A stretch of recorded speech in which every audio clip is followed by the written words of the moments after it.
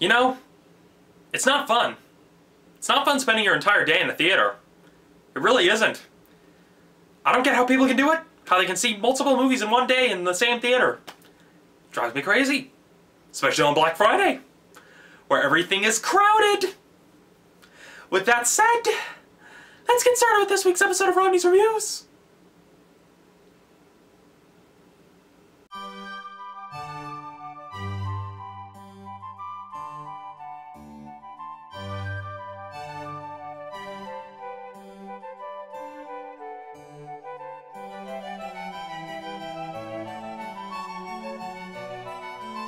Since I had to do 2 movies in one day, we're getting 2 reviews in one video! Yay! So the first film we're looking at is Life of Pi. Now let me begin by saying I have not read the book. All my opinions are based solely on the film, and well, we've all seen the meme. If you compare the movies to the books, you're gonna have a bad time. The first thing I have to say about this film is that the story is a lot more dense than what they let on in the trailer. It covers a much larger expanse of time, and it does have some weird things to it, but overall it's a pretty good story, especially when it leaves itself open to interpretation, at least as much as they were willing to risk. Now, the biggest, weirdest thing I noticed about the story was that, well, they have this framing device where it's the adult, it's basically the main character all grown up, having a conversation with who I'm assuming is supposed to be the author of the original book. He's basically a writer trying to find a story to tell, and then partway through it's almost like they abandon that framing device and go for another framing device where the main character is keeping a journal while he's sitting there on the water. They do their best to rectify the change in framing device as well as having the adult framing device to bookend it, but it was still kind of weird. It almost kind of broke the rhythm a little bit. I mean, if they just kept to either the adult framing device throughout or kept to the journal framing device throughout, it would have been a lot better if they just kept that consistent. From a technical standpoint, the film was put together really well. There's a huge emphasis on the visuals, but in the case of the visuals, although it has a nice range from gritty to almost dreamlike, it's definitely one of those films that you need to see in 2D. I mean, granted there's some obvious 3D pandering, but the biggest reason why I say you should see it in 2D is because when you're seeing it in 3D, the outline that's around the actor when he's obviously in front of a green or blue screen, it becomes a lot more apparent when you're watching it in 3D. It really shows a lot more and almost kind of breaks the illusion for a lot of these key shots. That's my biggest gripe about the visuals of the film, is that the 3D conversion, it looks like it was converted in post-production rather than being shot in 3D. It may have been shot in 3D, but it still makes the green screen stand out a lot more. But overall, the film is still pretty good. It makes you think, it does leave itself open to interpretation.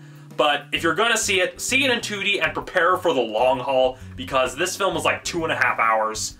You're there for a while. It's very like episodically paced because it's based on a novel and it really shows.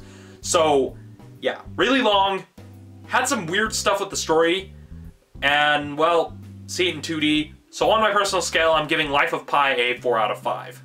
The next film on our chopping block is Rise of the Guardians. Now this is a film that hasn't had a lot of hype in the sense where there haven't been people shoving commercials down their throats. There hasn't been any massive online campaigns, at least to my knowledge. There may have been, but I can't say for certain. But the only major people that I saw that were getting hype for this were people who were specifically into animation and a lot more of the artistic crowd. I mean, on DeviantArt, I was seeing a lot of fan art for Rise of the Guardians, and so that was kind of the general feel, that it was kind of something that a lot more of the artisty people would enjoy. But biggest thing I have to say, this is a family film in every sense of the word. It's almost kind of like a family film that would have been made back in the 90s or the 80s. Like something that would have almost been made by Don Bluth even. Either by Don Bluth or by, what's the guy, Brad Bird. By Brad Bird prior to him working at Disney. Basically one of those films that really feels like something that has a very unique atmosphere and is going to really endure. That's the biggest thing I have to say about it. And what really adds to that is that it really keeps itself timeless. And that's something that a lot of animated family films have been failing to do lately. Rather than bog itself down with a lot of pop culture references or try to keep it hip and with the times, it really just keeps it as a nice, almost like a storybook. Keeps it nice and timeless and relevant to any generation that's watching it. I mean, I could see a lot of stuff I could relate to, especially with the way the characters are, and it really explores who these characters are to the world, who they are to themselves, who they are to each other. And it really takes a nice layer to it that most kids' films nowadays won't even go. And the animation is really well done. Movements are nice and expressive, and the biggest thing I noticed about the animation is the little subtle details they added to each of the characters. I mean, you've got the frost on Jack Frost's sweatshirt, you've got the nice little detailings on Santa's outfit and on the Tooth Fairy's outfit, and, well, the bunny. I'm sorry, Hugh Jackman as a bunny. It's hilarious. It really is. And they really poke fun at the fact that it's Hugh Jackman playing the bunny. Speaking of the acting is pretty good, but the only drawback I saw was in certain bits of Alec Baldwin's performance. Alec Baldwin playing Santa Claus. And it's not that he's doing a bad job, it's just almost like he's constantly struggling against his own voice when he's trying to deliver these lines. It's almost like he keeps slipping back to himself temporarily, but keeps aggressively fighting against it every single time. And so that was the only minor drawback of the performances that I saw with the film. But overall, the acting was pretty well done. Even the kids' voices, which I'm guessing was probably done by veteran voice actors instead of actual kids, which I kind of like it when they do that, because you at least get actual actors. I'm just saying. But overall, this film is a blast to watch. It's really enjoyable, and I haven't seen a film that's kind of kept this timeless feel since The Nightmare Before Christmas. It kind of has a Nightmare Before Christmas feel without going into Tim Burton territory. It has a very unique visual aesthetic that is probably going to endure for a while, that people are probably going to try to copy in the future. So the basic thing is I can say about it, it has a very timeless feel, so you can probably watch it at any time of the year and be able to enjoy it. It's not strictly a Christmas film, not strictly an Easter film.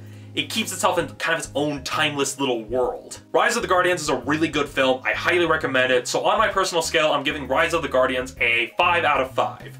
So that's it for this week's episode of Raw News Reviews. Now, things are getting kind of hectic because finals week is fast approaching, and I've got a lot of homework to get caught up on, so yeah, it's going back to pretty much one film, possibly two, but it's getting a bit tricky. But basically, the first film that I'll be taking a look at next week will be Killing Them Softly. See ya then.